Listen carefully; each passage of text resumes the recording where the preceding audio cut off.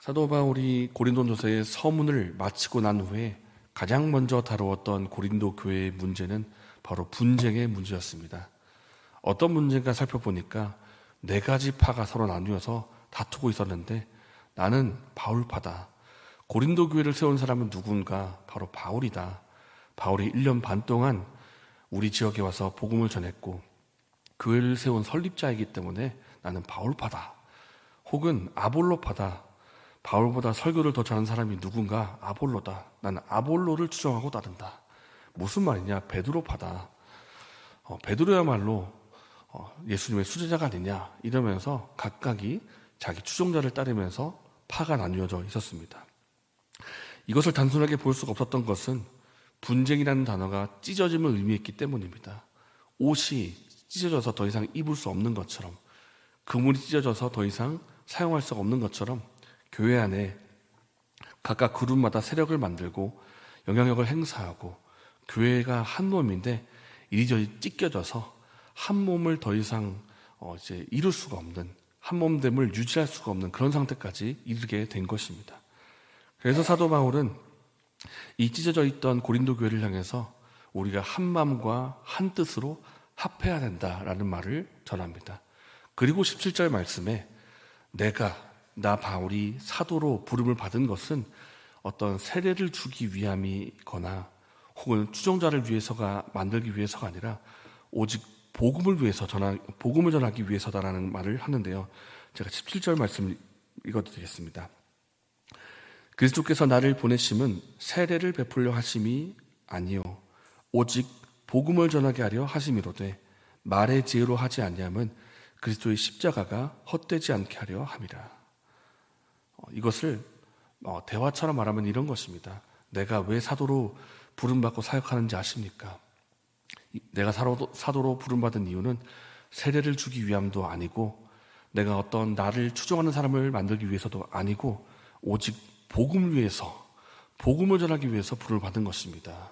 그리고 나는 그리스도의 십자가가 헛되지 않기 위해서 사역하고 있습니다.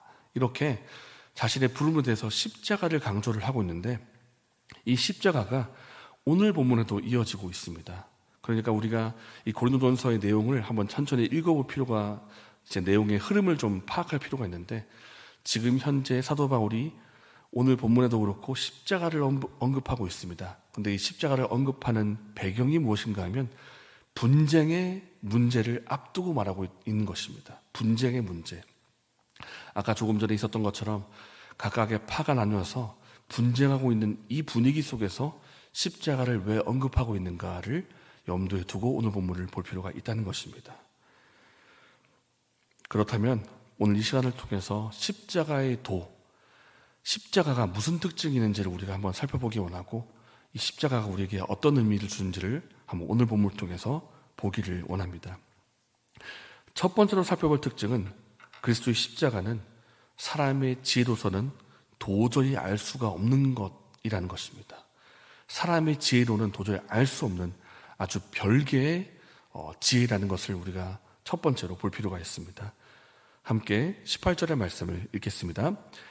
십자가의 도가 멸망하는 자들에게는 미련한 것이요 구원을 받는 우리에게는 하나님의 능력이라. 십자가의 복음을 앞두고 크게 두 가지 반응이 있다고 합니다. 멸망하는 자들에게는 아주 미련하게 보인다고 합니다. 그러나 구원받는 자들에게는 하나님의 능력으로 보인다고 합니다. 누구에게 미련하게 보일까요? 아마 그 당시에 대부분의 이방인이었던 헬라인들에게 아주 미련하게 보였을 것입니다.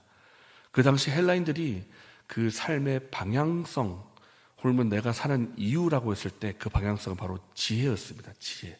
내가 지혜를 얻기를 원한다. 그리고 어떤 우리가 의왕시에 이렇게 있는데요. 의왕시에 어떤 새로운 언사가 왔다. 어떤 새로운 말을 잘하는 사람이 왔다. 그러면 다 몰렸다고 합니다. 몰려서 이 사람이 무슨 말을 하는가 들어보고 지혜를 얻고자 했습니다. 내가 좀 새로운 지혜를 얻기 원하고. 근데 만약에 그런 사람이 내가 갈구했던 그런 지혜와 지식을 충족시키지 못하면 아주 무시했다고 합니다.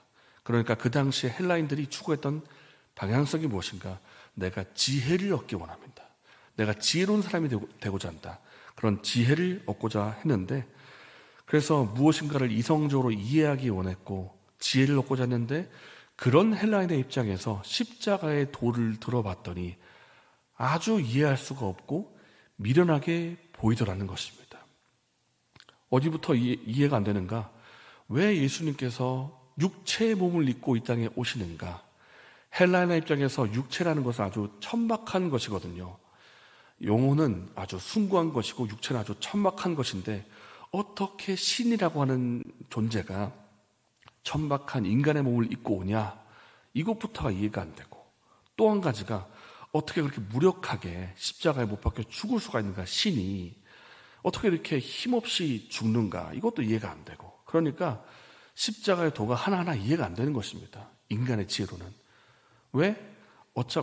애초부터 십자가의 도라고 하는 것은 하나님의 지혜로부터 온 것이고 사람의 지혜로서는 도저히 이해할 수 없는 것이기 때문에 지혜를 추구하는 헬라인의 입장에서는 아주 미련하게 보이는 것입니다. 아주 어리석어 보인다. 이해가 안 된다. 이것입니다. 유대인의 입장에서도 아주 걸리는 것인데, 잠깐 언급하자면 메시아, 그들이 추구하던 메시아는 정치적인 메시아고 다윗의 왕국을 다시 일으켜줄 메시아인데, 그 유대인의 입장에서 볼 때에도 이 십자가의 도가 아주 걸리는 것입니다. 이해가 안 되는 것입니다. 그래서 십자가의 도의 첫 번째 특징이 무엇인가? 인간의 지혜로는 이해할 수 없다는 것입니다. 하나님의 지혜로 온 것이기 때문에 아주 별개의 것이라는 것을 우리가 첫 번째 특징으로 살펴보고 있습니다. 그리고 또 한 가지 특징이 있다면, 이것은 인간의 지혜가 아니고 하나님의 지혜이고 하나님의 능력이기 때문에 두 번째로 누구도 십자가 앞에서 자랑할 수 없다는 것입니다. 조금 길긴 하지만 22절부터 24절까지의 말씀을 한번 읽어보겠습니다. 유대인은 표적을 구하고 헬라인은 지혜를 찾으나 우리는 십자가에 못 박힌 그리스도를 전하니 유대에게는 거리끼는 것이요 이방인에게는 미련한 것이로되 오직 부르심을 받은 자들에게는 유대인이나 헬라인이나 그리스도는 하나님의 능력이요 하나님의 지혜니라. 조금 전 말씀드린 것처럼 십자가는 인간적인 눈으로 보면 이해도 할 수 없을 뿐더러 아주 어리석어 보이는 것입니다. 만약에 십자가를 가지고 비유가 좀 그렇긴 하지만 장사를 한다고 했을 때, 내가 뭔가 물건을 판다고 했을 때 아주 손해보는 장사가 될 가능성이 높습니다. 왜냐하면 어떤 장사를 할 때 어떻게 합니까? 이 제품은 이런 특징이 있습니다. 아주 제품을 화려하게 아주 꾸며가지고 사람의 눈에 혹할 어떤 그런 요소들이 물건에 많아야 되는데, 십자가를 보니까 그렇게 매력적으로 보이지가 않는 것입니다. 기독교의 핵심은 십자가인데 사람의 호기심을 자극할 만한 요소가 별로 없습니다. 한번 믿어볼까? 구미가 당길 만큼의 어떤 무언가가 있어야 되는데, 십자가의 도를 보니까 인간적인 눈으로는 별로 아름다워 보이지가 않는 것입니다. 그러나 인간의 눈으로는 매력적으로 보이지 않을지 몰라도 깨달은 자의 눈으로 보면 이만큼 하나님의 지혜가 없고 이만큼 하나님의 능력이 없는 것입니다. 겉으로 보면 십자가는 신이 고난받고 나무의 저주를 받아 죽은 사형틀입니다. 어떻게 신이 죽을 수가 있나? 그것도 인간의 사형틀에. 그러나 실상은 우리가 저주와 죽음을 받아야 되는데 예수 그리스도께서 우리를 대신하여 죽은 대속의 죽음이라는 것을 깨달은 자는 알게 됩니다. 십자가에 달린 것이 아주 무력하게 보입니다. 어떻게 신이 십자가에 달려 죽을 수가 있는가? 그러나 실상은 십자가를 통해서 죄와 죽음의 권세를 이기신 놀라운 승리의 역사가 십자가입니다. 십자가가 미련하고 약해 보이는가? 이 그리스도의 십자가야말로 하나님의 능력이고 하나님의 지혜라는 것입니다. 이만큼 하나님의 놀라운 승리를 보여주는 것도 없고 이만큼 우리를 대신해서 죽으신 대속의 죽음을 보이시는 하나님의 지혜도 없다는 것입니다. 이 십자가야말로 하나님의 놀라운 공의와 하나님의 놀라운 사랑이 함께 나타난 주님의 지혜이고 하나님의 능력이라는 것을 깨달은 자는 알게 된다는 것입니다. 그렇기 때문에 이것이 하나님의 지혜이고 하나님의 능력이기 때문에 십자가 앞에서 누구도 자랑할 수가 없습니다. 왜냐하면 이 십자가라는 것은 인간의 지혜로서는 도저히 알 수도 없는 것일 뿐더러 하나님의 능력이고 하나님의 지혜이고 온전히 하나님부터 온 것이기 때문에 이 십자가 앞에서 누구도 자랑할 수가 없다는 것입니다. 이것이 두 번째 특징입니다. 누구도 십자가 앞에서 자랑할 수가 없다. 내 힘으로 알 수 있었던 것도 아니고 내 힘으로 구원한 것도 아니고 내 스스로 구원받던 것도 아니기 때문에 누구도 자랑할 수가 없다입니다. 그래서 오늘의 말씀을 보면 좀 길게 보이지만 간단하게 요약하면 두 가지입니다. 십자가의 도는 인간의 지혜로 만들어낸 것이 아니다. 두 번째, 십자가의 도는 하나님의 지혜이고 하나님의 능력이기 때문에 그 누구도 십자가 앞에서 자랑할 수가 없다. 이 두 가지 특징입니다. 그러면 사도 바울이 오늘 이 십자가의 도를 이렇게 강조하고 말하는 이유가 무엇이겠습니까? 이 십자가 앞에서 그 누구도 자랑할 수가 없는데, 그런데 고린도 교인 여러분은 왜 이 십자가를 두고도 서로 다투고 분쟁하고 서로 자랑하고 있냐, 이것입니다. 내가 방금 십자가의 도를 말하고 있습니다. 십자가는 인간의 지혜로는, 인간의 능력으로 도저히 알 수 없는 것이기 때문에 인간에게 있는 그 어떤 것도 자랑할 수가 없는데, 그런데 왜 여러분은 십자가를 앞에 두고 이렇게 자기가 갖고 있는 재능이나 지혜나 능력을 자랑하고 분파를 만들어서 다투고 있고 왜 그러냐, 그러는 것입니다. 힘과, 마치 세상에서 추구하는 힘과 논리를 가지고 내가 이만큼 힘이 있다, 내가 이만큼 지혜가 뛰어나다, 내가 이만큼 가진 것이 많다라고 하면서 왜 그렇게 나는 바울파다, 나는 그리스도파다, 나는 베드로파다, 왜 그렇게 분파를 만들어서 자랑하고 싸우고 다투고 있냐, 이것을 말하고자 십자가의 도를 본문에서 강조하고 있는 것입니다. 이 바울의 질문을 오늘 우리에게 한번 적용해 보면 좋겠습니다. 나는 교회 안에서 혹은 교회 밖에서 혹은 구역 모임 가운데에서 무엇을 자랑하고 있습니까? 나는 정말 그리스도만 자랑하고 복음만 자랑하고 있습니까?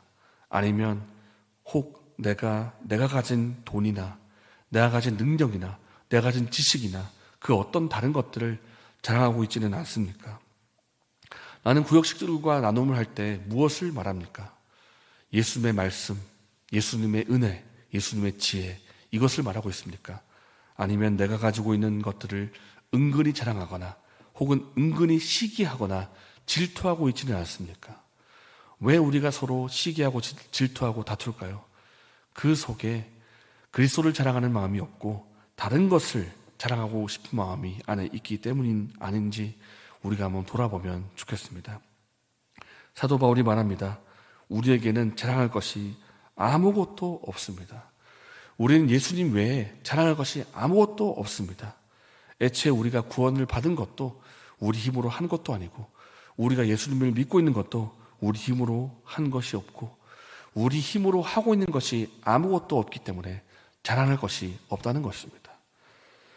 사도 바울이 마지막 구절에서 이렇게 말합니다. 기록된 바 자랑하는 자는 주 안에서 자랑하라 함과 같게 하려 함이라. 이 말씀을 다르게 말하면 마찬가지입니다. 우리는 그리스도 외에는 자랑할 것이 없다는 것입니다. 우리가 이 말씀을 기억하고 오직 예수 그리스도만 자랑하시는 저 여러분 되시기를 예수님의 이름으로 축복합니다. 이 시간 함께 말씀을 생각하면서 기도하겠습니다. 내가 지금까지 의지하고 있었던 것이 있었다면, 자랑하는 것이 있었다면 그것을 십자가 앞에서 다 내려놓게 하시고 오직 예수 그리스도만 자랑하게 해달라고 기도하면 좋겠습니다. 그리고 오늘은 오전에 수요 모임이 있고요. 그리고 오늘은 또 선거일이기도 합니다. 우리가 투표와 선거를 위해서 기도하면 좋겠습니다. 하나님께서 이 땅에 정말 하나님의 손과 발이 되어서 주님의 뜻을 이룰 정치지도자가 세워지게 해달라고 기도하시면 좋겠고요. 그리고 오늘 있을 수요 모임 가운데 하나님의 은혜가 있게 해달라고 또한 기도하시면 좋겠습니다. 이렇게 기도하시고 개인적인 제목 기도하신 후에 자유롭게 돌아가셨습니다.